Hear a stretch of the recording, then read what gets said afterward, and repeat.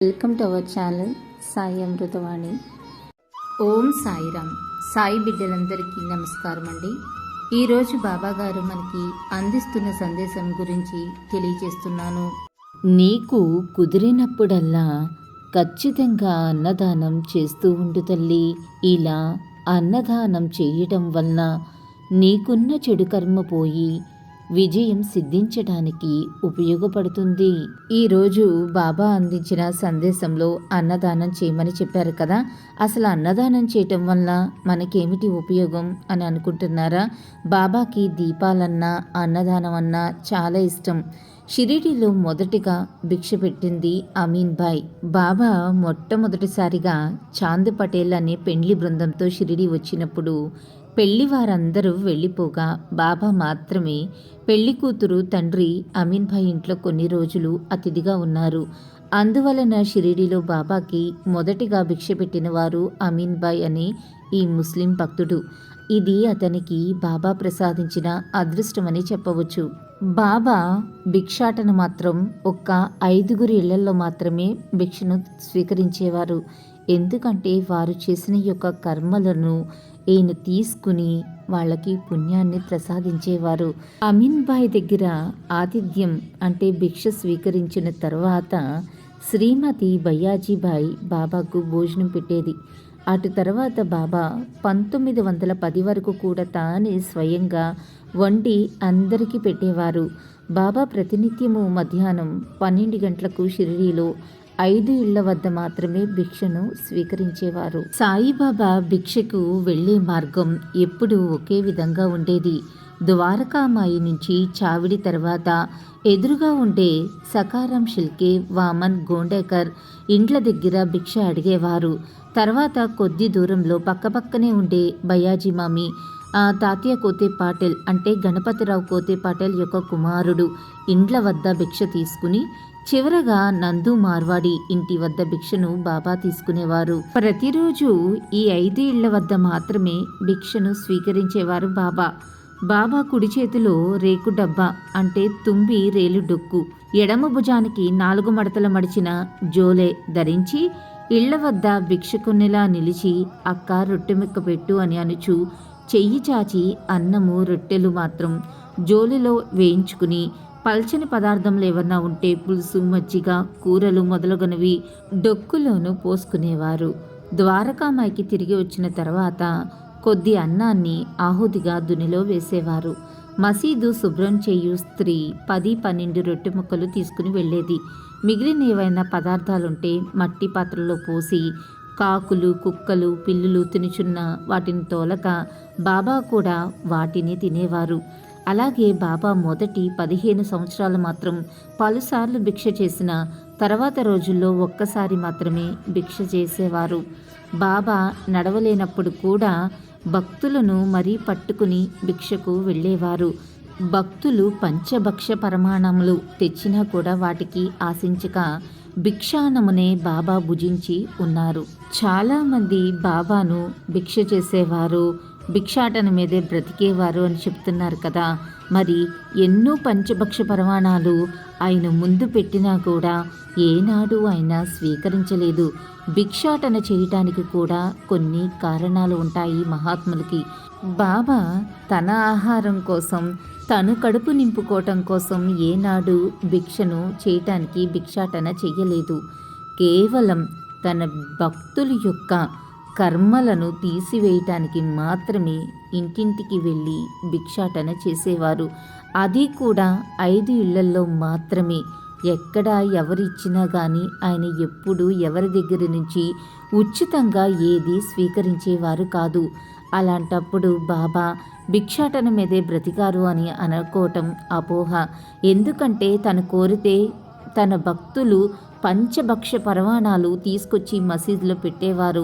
వాటిని కూడా లెక్క చేయకోకుండా తను నడవలేని స్థితిలో ఉన్నా కూడా ఆయన భిక్ష చేశారంటే మన యొక్క పాపకర్మలు తీసివేయటానికే కదా. అది తెలుసుకోలేని చాలామంది అపోహపడతారు. అంతెందుకు నేటికి ఈ రోజుకి కూడా పిఠాపురంలోను గాన్గాపూర్లో దత్తాత్రేయుల వారు భిక్షని స్వీకరిస్తారని అందరూ చెప్తారు కదా.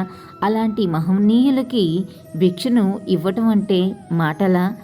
అలాగే బాబాకు కూడా ఇవ్వటం ఆ రోజు వాళ్ళు చేసుకున్న అదృష్టం. ఈ కలియుగంలో సద్గతికి దాన ధ్యానములు నిర్దేశింపబడినవి. దానములో అన్నదానము శ్రేష్టమైనది. నా భక్తుని గృహములో లేమి అను శబ్దము లేదని బాబా ఆనాడే చెప్పారు. మసీదు ముందు షెడ్లో ఎడమ పక్క గోడనానుకుని బాబా వంట చేసిన పొయ్య ఉన్నది. ఇప్పటికీ మనం ద్వారకామాయిలో చూడవచ్చు.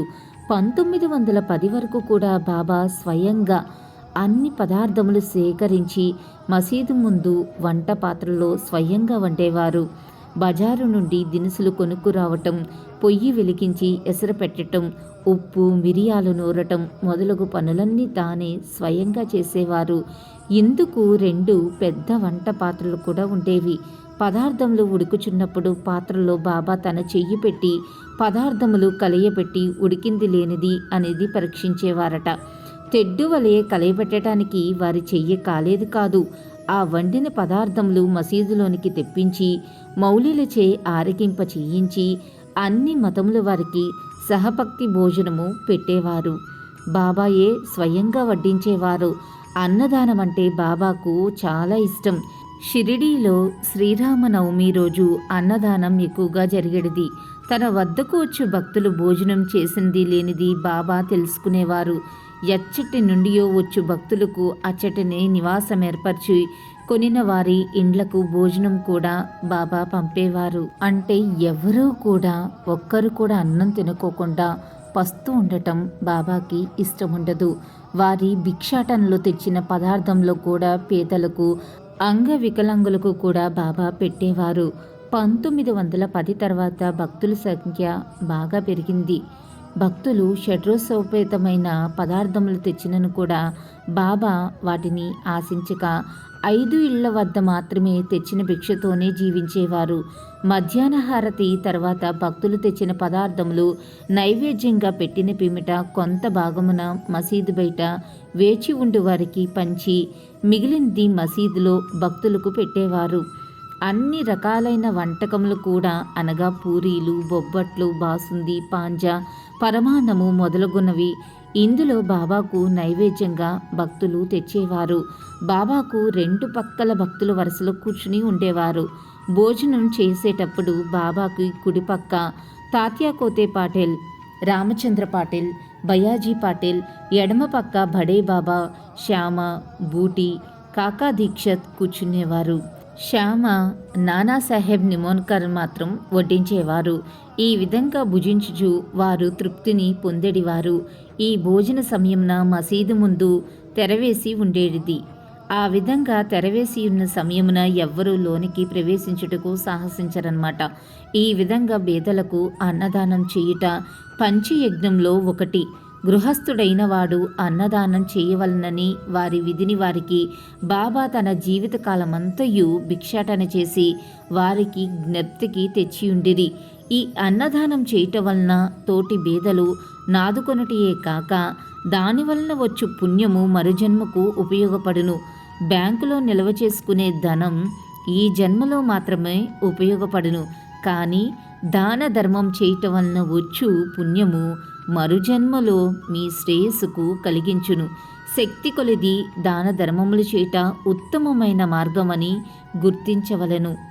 అందుకోసం బాబా ప్రతి ఒక్కరి దగ్గర దక్షిణ గాని భిక్షాటన 5 ఇళ్ల మాత్రమే తీసుకున్నారు తప్ప ప్రతి ఒక్కరి దగ్గర నుంచి ఆయన స్వీకరించలేదు. ఇచ్చింది మొత్తం అందరికీ పంచిపెట్టేవారు. మరి బాబా తన సుఖం కోసం చూసుకున్నట్లయితే ఎంతోమంది ఎన్నో ఇచ్చారు. ఎంతో భోజనం పంచభక్ష పరమాణాలు మసీదుకు తెచ్చినా కానీ ఏనాడు స్వీకరించలేదు. అసలు దేవుడికి డబ్బుతో పనేమిటి? ఆయనే సర్వాంతర్యామి అయితే ఆయనకి డబ్బుకి కొలువెందుకు? భిక్షాటన చేసి తిని బ్రతకాల్సిన అవసరం ఏముంది? కేవలం తన భక్తులకు చెప్పటం కోసం మాత్రమే ఆయన 5 ఇళ్లలో మాత్రమే భిక్షను స్వీకరించారు. ఇది మనం తెలుసుకోవాల్సిన విషయం. ఎందుకంటే తెలుసో తెలియకో మనం ఈ జన్మలో కానీ గత జన్మలో కానీ చేసిన కర్మ ఫలితాలు మన వెంట ఉంటానే ఉంటాయి. వాటిని తీసివేయాలన్నా మన చేత్తో దాన ధర్మం తప్పక చేసి తీరాలి. అప్పుడే మన యొక్క కర్మ నశిస్తుంది. ఒక్కొక్కసారి కొంతమంది అనుకుంటూ ఉంటారు, కొన్ని కోరికలు తీరట్లేదని. మన కర్మ మనకి అడ్డం వస్తుంది. అందుకే వాటి కోసమైనా వాటిని తీసివేయాలన్నా సరే ఖచ్చితంగా మనం అప్పుడప్పుడు మన చేతనంత సహాయం ఇతరులకు చేస్తూ ఉండాలి.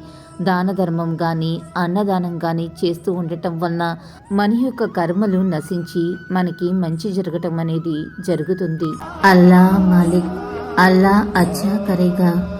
ఓం సాయిరామ్. ఇలాగే బాబా గారి సందేశం రోజు వినాలి అనుకుంటే మన ఛానల్ని సబ్స్క్రైబ్ చేసుకుని సపోర్ట్ చేయండి. అంతవరకు సర్వే జన సుఖినో భవంతు. Thanks for watching.